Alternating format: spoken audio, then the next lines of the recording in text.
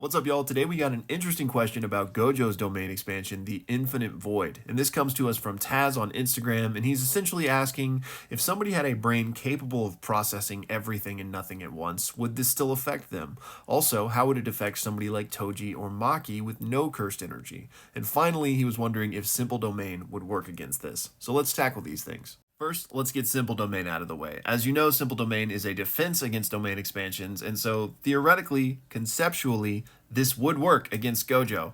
The only problem is it's Gojo, and he's so powerful, because simple domains aren't just a surefire defense against domain expansions. They kind of have to battle with the domain expansion. So yeah, you can use it, and you might be safe from Infinite Void for a few seconds, but then Gojo is going to overpower your simple domain and you're going to be screwed. Now, to answer your question as far as what would happen to somebody whose brain was capable of processing these things, we don't see that explicitly in the show, but the show does kind of answer this question in a roundabout way, because we know that Infinite Void affects curses differently than it affects humans, and that's because the way curses' brains are different from human brains. Now, obviously, it still affects curses, like we saw with Jogo in Season 1, and also all the curses in the train station in Season 2.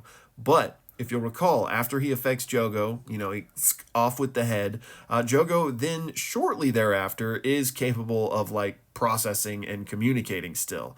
And Gojo's, trying to get information out of him. Compare that to the effect Infinite Void has on the human brain, and it's way worse. This is the whole reason Gojo only opened the domain for 0.2 seconds. It's because he didn't want to make permanent vegetables out of every human down there. He did it for so short, hoping that they at least may one day be able to recover.